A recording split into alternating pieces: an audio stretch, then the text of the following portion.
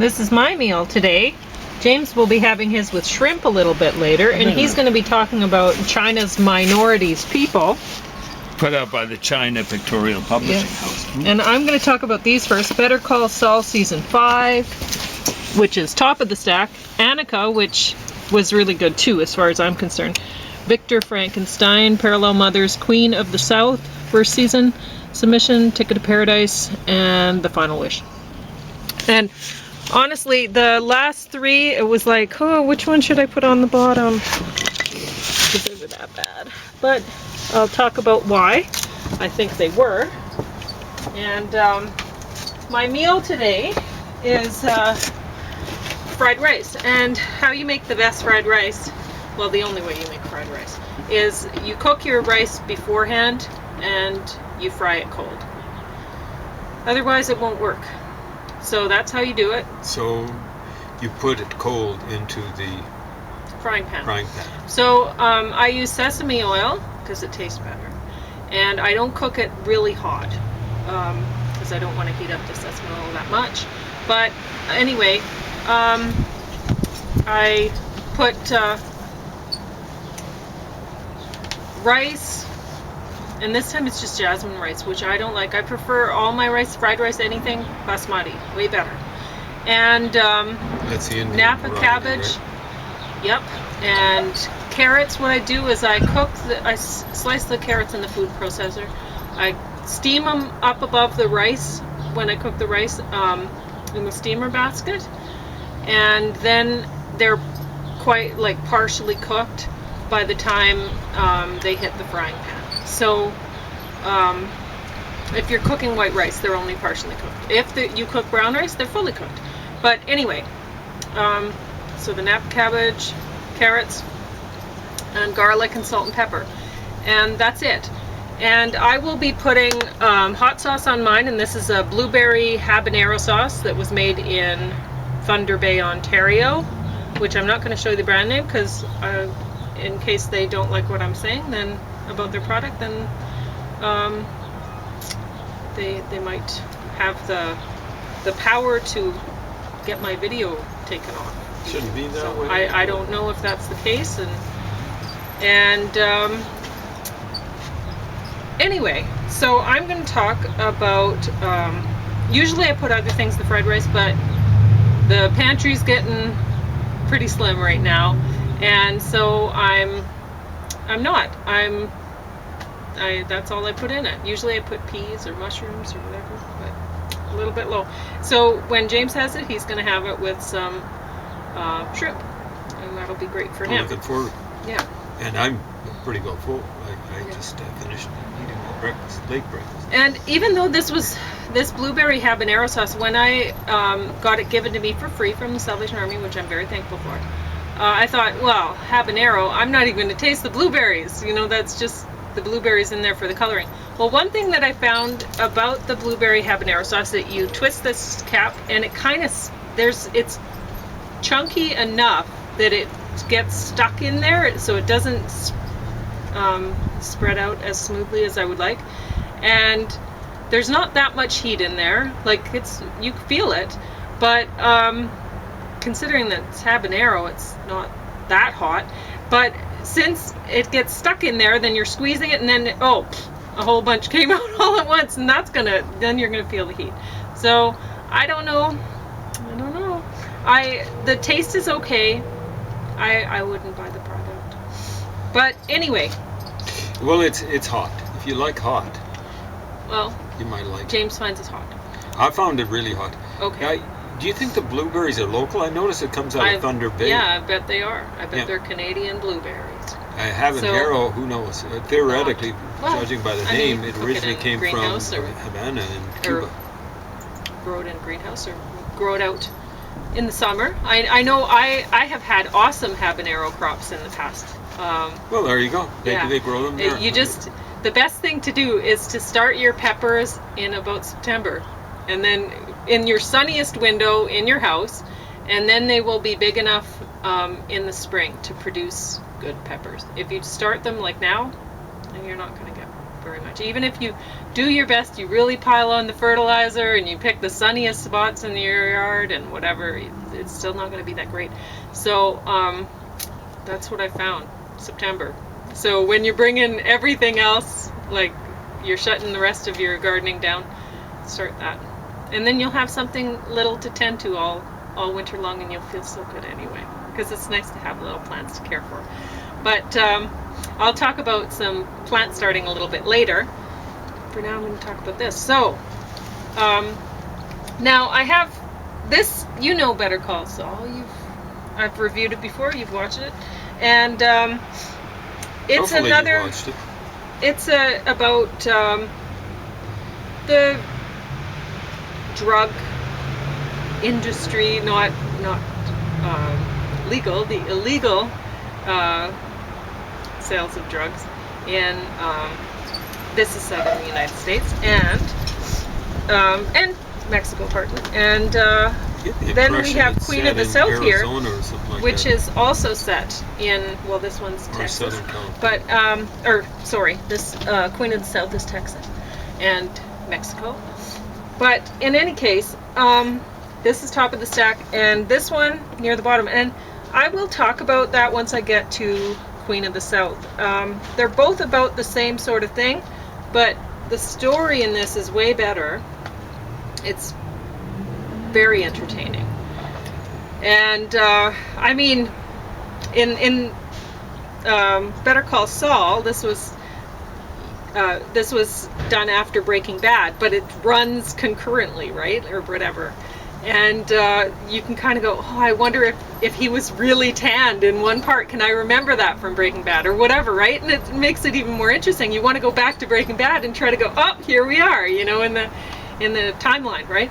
And so in any case, this follows the lawyer that is helping a lot of people in the drug industry out, and which, anyway, Queen of the South does not follow a lawyer, but this is definitely worth watching. Queen of the South, I'd say no, but I'll put it over this here. was very good.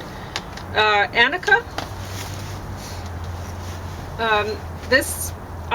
when I was watching it, I was really loving the scenery of Scotland.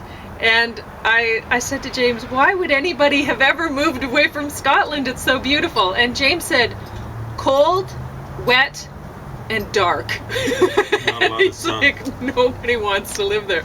So, but Not a lot of resources either.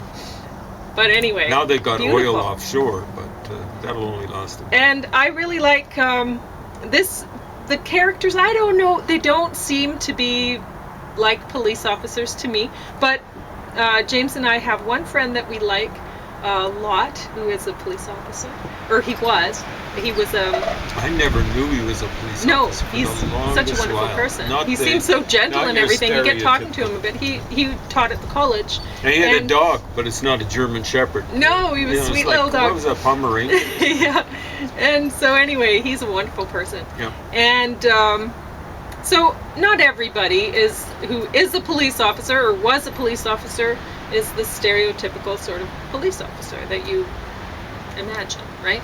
And There are some that are stereotypical, yeah. and you don't want to know them. And so anyway, so when I watch this, I'm thinking, oh, well, this doesn't seem that believable. And then I think about him and some others that I've met, and I go, well, maybe so. You know, like maybe I just have this skewed sort of image of what police officers are, and they're not always that way. So in any case, she is often talking to the camera, and she'll talk about just whatever's going through her mind. Like in one episode, she's talking about bridges, and another she's talking about this and that, right? So she'll talk to the camera, giving little facts that she knows, and then it's or whatever. She'll talk about her life or something like that, and then go back on to talking to people in the story, right? And the other characters in the story. And I thought it was quite entertaining and very different from other police dramas that I've seen. So I would say well worth watching. Victor Frankenstein. Creepy. The acting was good. And, I mean, you kind of know the story, and they have a little bit of a twist here to the story, and it was entertaining. Parallel Mothers. Now, this one I kind of, it made me a little bit sad. It's about a couple women who give birth in the hospital, and both were unplanned pregnancies, and one of the women, she's almost 40 years old, and the other woman is young. And I don't want to give away the story, so I can't tell you what else happens in the story. But it's kind of sad, and it's about life and death. And anyway, I really like Penelope Cruz. So it's definitely worth watching as far as I'm concerned. I don't think I've seen her in anything that wasn't worth watching. Oh, and I should say subtitles for people who are not into reading subtitles. Queen of the South Season 1. I really like, it has the woman from, what was the name of that show? 6 Feet Under, who she was married to, what's his name in the show? The little Spanish guy? Yeah. I've forgotten his name. But anyway, she's a really beautiful woman. She still is in this. Looks like she hasn't aged, which is amazing. But that was a while ago. Yeah. But honestly, this seems really political. That could be good. That could be seems bad. like propaganda. Well, it's there's, at first I was watching this and I was like, this is like some things. One guy says somebody had slipped in some counterfeit money and to buy some drugs or whatever, and one guy says, so one woman accuses, and then one guy says, well, if this turns out not to be true, then I'm going to demand some reparations. And I was sitting there going, reparations? Because that's not what he meant. And so I'm sitting there going, okay, is this the character misunderstanding the definition of the word reparations? Or is this the writer misunderstanding because reparations, yeah, I mean, you could translate that to payback, but it's not the kind of payback you're thinking. In this case, he was using it as revenge. And that's not what he meant to say when he said reparations. He meant to say revenge. So, reparations, you're giving somebody, it's like, you're giving them what is owed to them because you wronged them seriously. And usually it's in the form of a payment. But in any case, not what he was meaning to say. And so I'm sitting there going, oh my God, is the writing this bad? And then I'm watching this further and I'm like, wait, all of these characters we're supposed to really not like the drug cartel sort of thing, these drug people in the United States. We're not supposed to like them there at all. And we're not supposed to like a lot of the police officers that are in cahoots. So this to me is this show is trying to, maybe I'm wrong, but this show to me, I'm reading it as they're making it so that the average American will want to not let people from Mexico into America, into the United States. I mean, not like they're in. But in any case, so yeah, I don't know. I didn't care for it. Too political, too propaganda for me. But anyway, and not enough story, honestly. I mean, work harder. If you want to do propaganda, whatever, but make it entertaining, and that's not. So, Submission. I have watched this before, and I don't know if I've reviewed it. I do like the title Submission for this, because it has a double meaning, submission, right? Like, when a submission of art versus a submission of submitting to somebody else, right? Surrender. And yeah, and so I do like that play on the title, on the word, and I really don't like you. If you identify with the professor in this, and you think, oh boy, was he ever hard done by? There's something wrong with you. Yeah, the young woman she's not a nice young lady, but he's a creep. He is such a creep. When you get involved with your students, when you're in university, when you're an instructor of any college, whatever, yuck. That's really wrong. It's more than yuck. Because this is a person's, when you're the students, this is their future, their career that you're messing with. More than just you're in the position of power instructing them, you're in the position of power to see where their life is gonna, the direction of their path. It's creepy. You like James teaches me poetry, yet we are legally married, and so I mean he will be and I will be part owner to whatever either one of us produces. So it is in his best interest to teach me if I want to learn, because that just makes both of us it makes us a stronger unit, because legally we are one unit. And it doesn't affect my career in a sense. Whatever I work on, I'm going to have to go to somebody else or work at some sort of promotional thing to get my work seen or whatever. He's going to have nothing to do with that. So it's different. Neither of us are much into self-promotion. Oh. So yeah. Pauline Anyway. Less than I am. I have a fairly high opinion of myself, and I'm sure that rubs a lot of people the wrong way. Ticket to Paradise.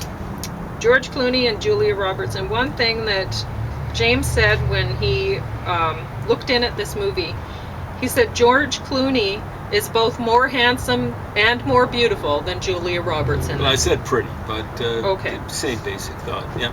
And I was thinking that, and I didn't even want to think it, because I think, oh, I don't want to be mean to Julia Roberts, even though, I mean, she can't hear me thinking it, presumably, when I'm watching the movie. But anyway, the movie was not good. I love the scenery. Oh, Bali is beautiful, but yeah, scenery-wise, it's in a very bad situation. It's just surrounded by a very bad country, Indonesia, and it's getting worse.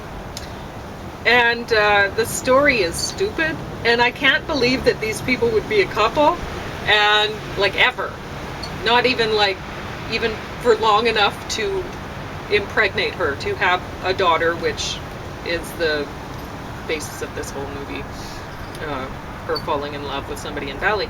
Anyway, yeah, it was a real disappointment. I like watching George Clooney, and honestly I like Julia Roberts acting, but they had her, usually she looks quite lovely, but paired next to Clooney, wow, make her look terrible. It made her look awful compared, like, next to him. And then you have her, she has a younger male boyfriend in this for a while, like they were separated, they were divorced for ages. Clooney Clooney, yeah. And then, so she has this younger pilot who's